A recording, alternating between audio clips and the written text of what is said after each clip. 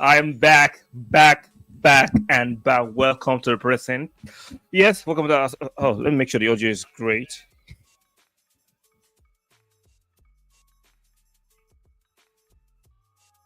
Okay, audio sounds great from this side. How are we doing today? Yes, Arsenal 4, Luton 3. Yeah, all of you want to shout about Raya this, Raya that, Raya this, Raya that. Give it a break. We won the game. I understand the frustration regarding the performance of Raya. He gifted 2 goals. And so what? Nah. Let's not go that far. So I didn't mean it that. I didn't mean it that way. Nah, I'm being sarcastic because I've seen a lot of reaction regarding the gaffe of Raya today, and you guys are overreacting. And most of you are a bunch of hypocrites. Most of you are liars. Most of you are shameless.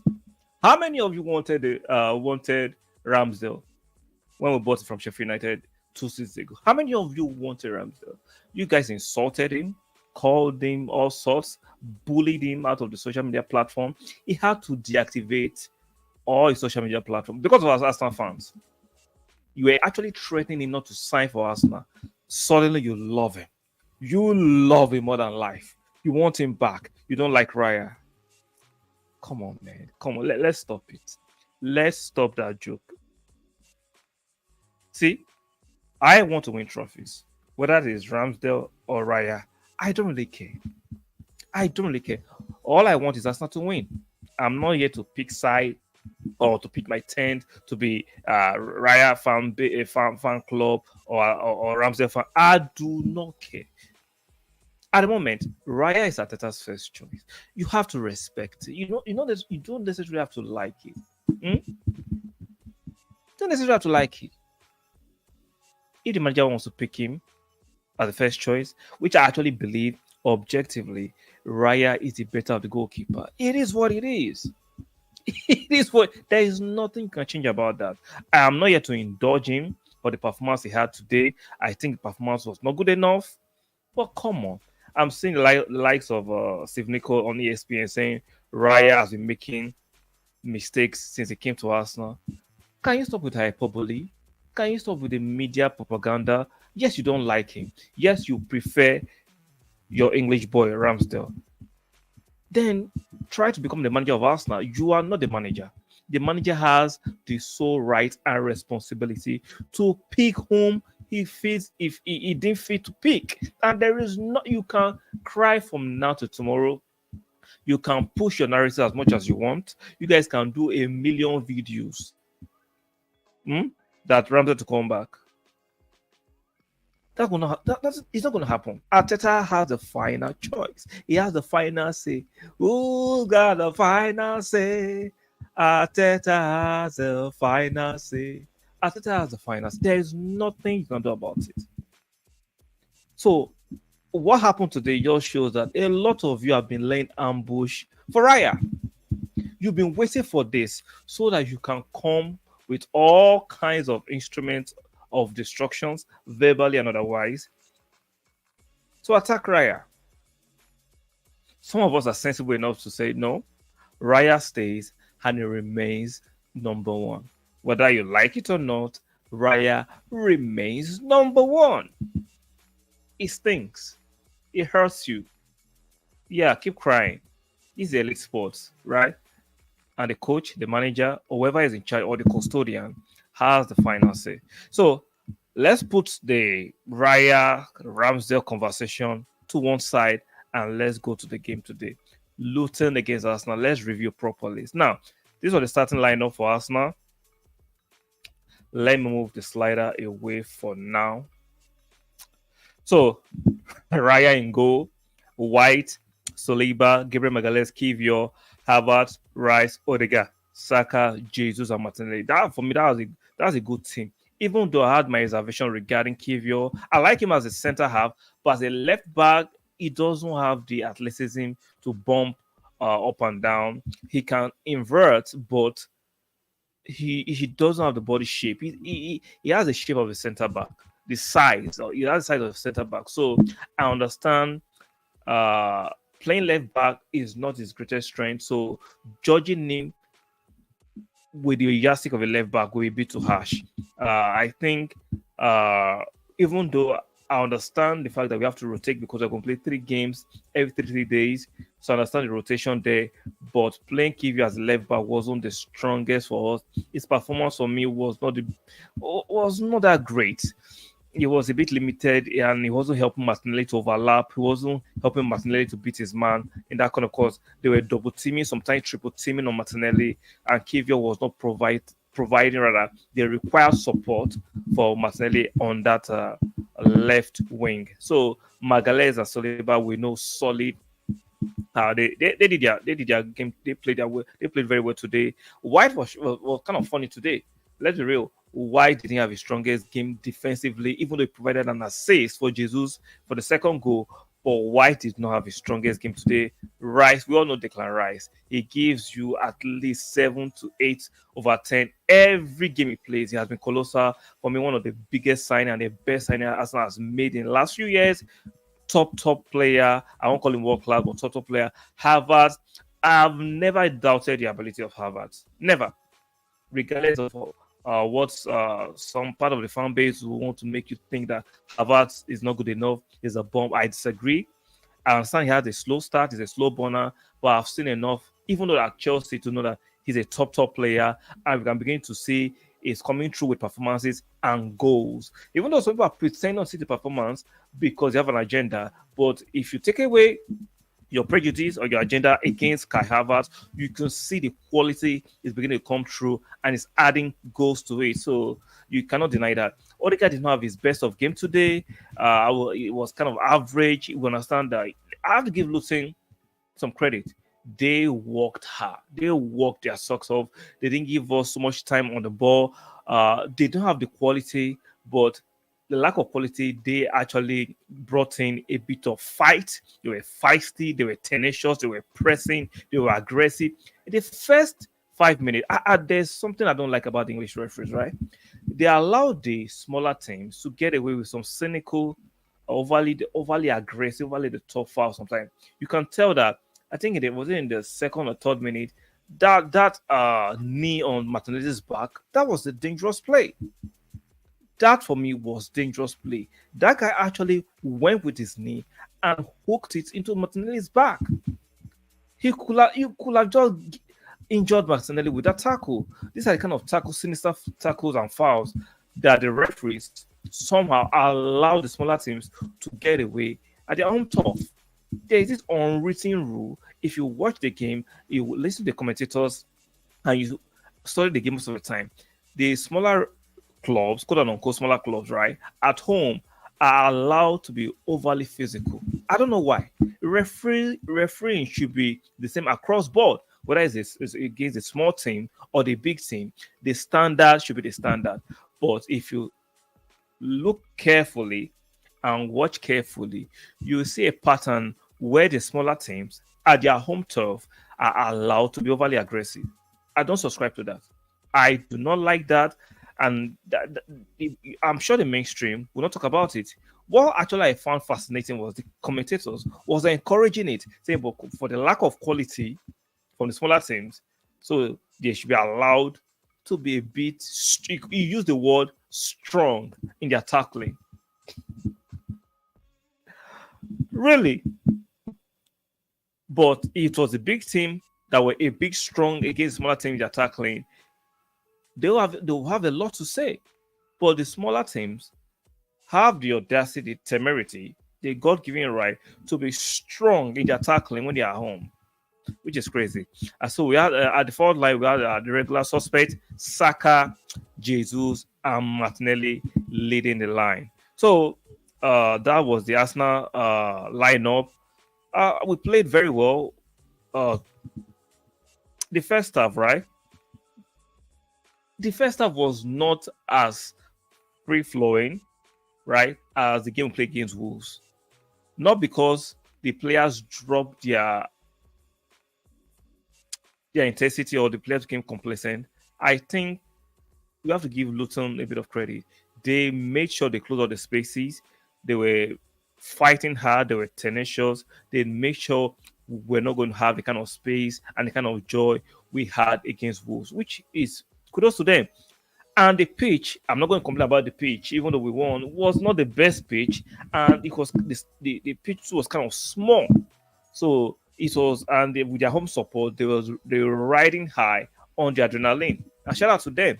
They made it difficult. I can now see why Liverpool actually dropped points and had a draw at Luton Town. Most teams are going to find it difficult, right, to get all 3 points at Luton Town Stadium. A lot of teams are going to struggle there.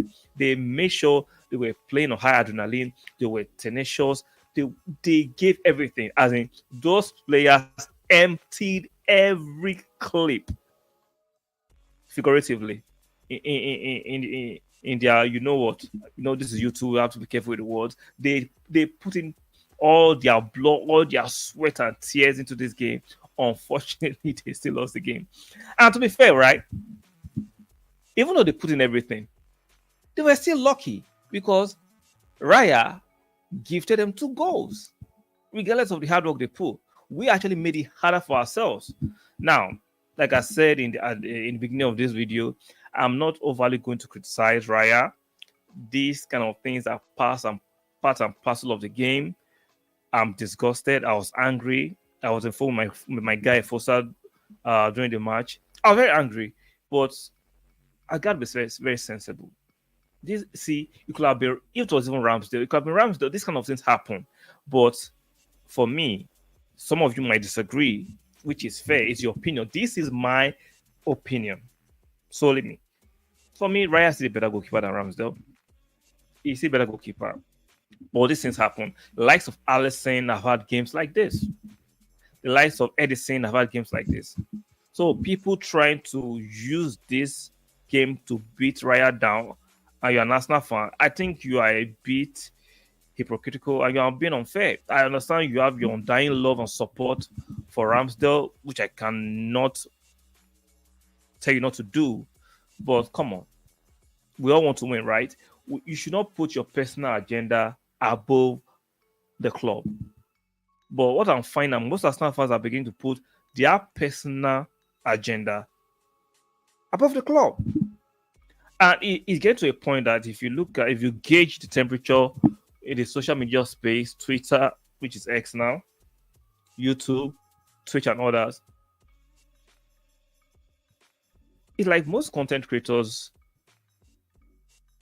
are gaming a lot of their subscribers and people. Now, say, what do I mean? It's like they pretend they want us now to thrive and win. No, but they come up with so much vitriol when Arsenal lose. It's like they gain more traction when Arsenal draw or when there is bad rhetoric regarding Arsenal.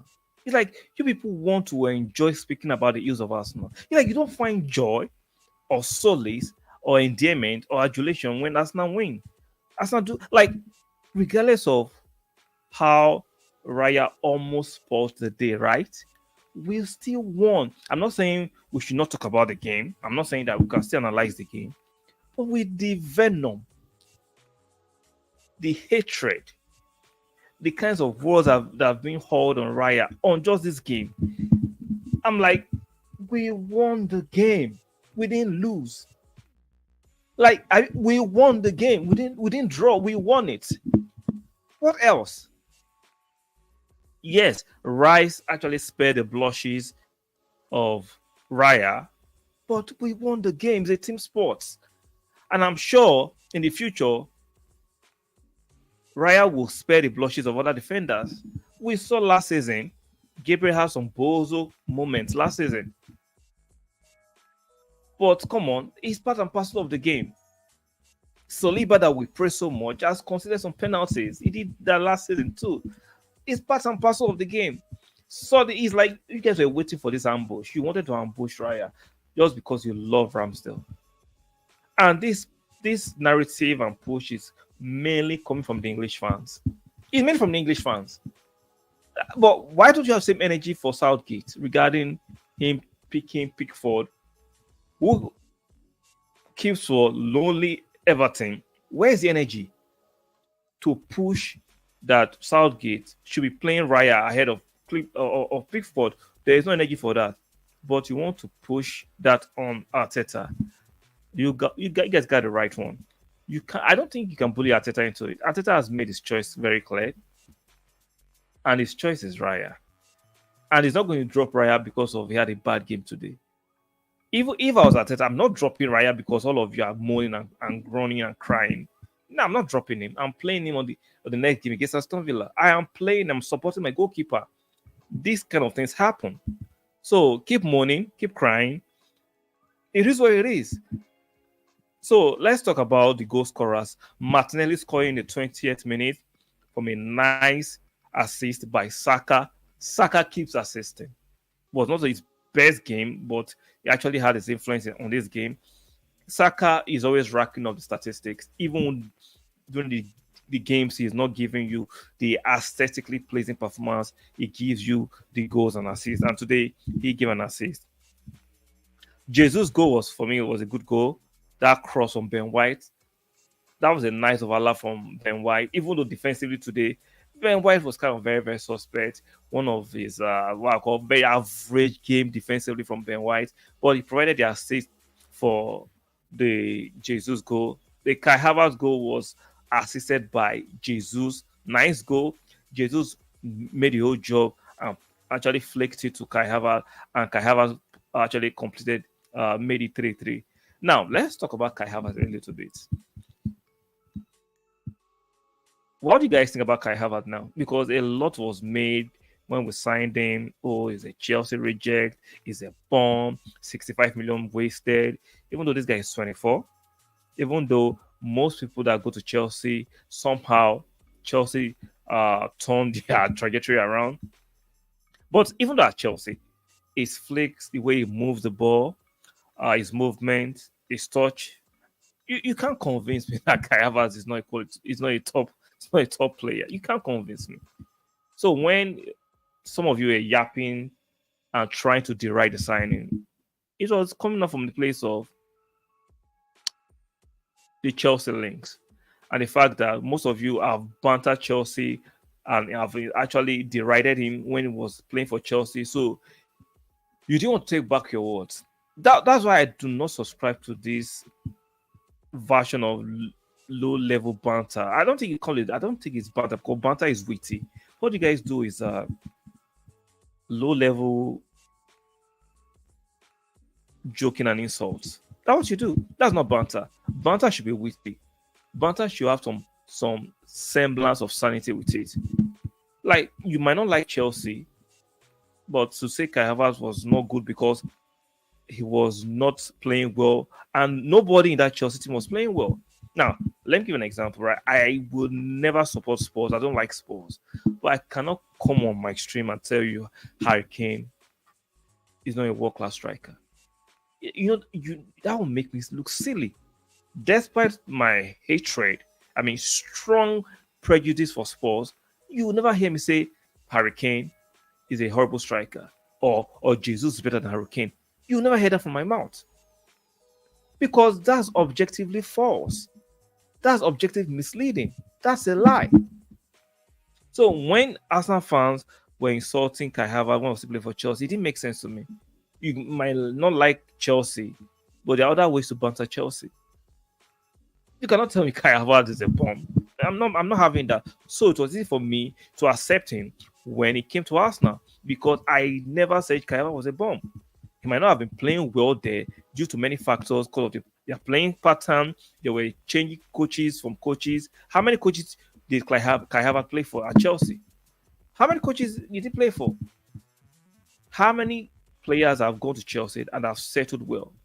So there are certain circumstances and factors that can affect how certain players settle at certain clubs. So I find it very, very rich that because of shame, Arsenal fans decided to discredit their own player so they can look good to their peers and their mates. I find that very interesting. But it is what it is. So Kai Havertz scoring the third one, and Declan Rice made it 4. Fantastic goal by Declan Rice. Fantastic header. Made it 4. We broke the heart of the LUTON players and fans. But shout out to them. They gave their all, but Arsenal was just too superior to them. So a win is a win. A win is a win. For me, a win is a win. Whether you like it or not, a win is a win. And for my guy on the side of the screen, Raya, you have my unwavering support. Unwavering support at the moment. Until Raya is dropping clingers upon clingers, then we might have a conversation of how to actually take him out of the team. But just based on the performance today against Luton, there's no way Arteta is dropping Raya. There is no way any manager that is worth something is dropping his goalkeeper just based on one bad performance. You're not doing that. You're not going to do that. I'm sure this video will annoy some of you. You guys will think I'm insane. Is your opinion? Why don't you check yourself? If you do your sanity test before you now do mine. Because, okay, what's the rationale that you are going to drop a goalkeeper based on one bad performance? All the players we have, from Rice to Saliba, right, to Gabriel Magalhaes, to Saka, to Martinelli, to Jesus, they will all have one or two bad performance this season. We've seen one against Fulham, right? Remember that back pass from Saka? Exactly. We've seen one from Martinelli this season. We've seen one from Trossard. We've seen, like, let's be fair. The third goal, even though Raya was culpable mainly, did you see the defending from Rice against the Luton player? Exactly. So let's not pretend these players will not have a bad day at the office once in a while. It comes with territory. There is no player that will give you 100%, 10 over 10, 9 over 10 throughout the season. But you want them to give you 8, 7, 8 to 9 over 10, at least 30 to 35 games. And that's good enough. So this what would be the right word? This hostility towards Raya is unneeded. Like I said, I'm going to qualify it. Is mainly being pushed by the British press and by the British fans. Those are the main people pushing this Raya to be dumped for Ramsdale. They are the ones. Even though when it comes to Southgate, they don't have the same energy. So, guys, let me know what you think in the comment section regarding this. For me, we won. I'm happy. Yes, I did not like the performance of Raya solely in this game, but guess what? It comes with territory, and I can forgive him from this for this. Now, if it become a repeated pattern, then we can have a conversation. But just for this one, nah. And for Steve Nico, who went on ESPN to say Raya has been making mistake in all the games he has played for Arsenal this season, like, I come on. Look, there's nothing to say because you know that's just a blatant lie. That is a blatant lie from the pit of hell. There is no way Ryan has been making consistent mistakes this season. Come on, man. Just say you don't like him. And we understand that. You within your right not to like David Raya, but come on, to blatantly lie that he has been horrible for all the games he has played for Arsenal this season. It is what it is. So, guys, if you're watching this on the playback, do me that kind favor or striking a like on the video. Very, very important. Support the channel by liking the video, subscribe, hit subscribe, and lastly, do not forget to turn on your notification bell. So, guys, that will be all for now. Make sure, like I said, I'm going to reiterate this. If you are watching on the playback, to like the video, subscribe, and turn on the notification bell. And I'll see you guys on the next one. Bye for now. And good night.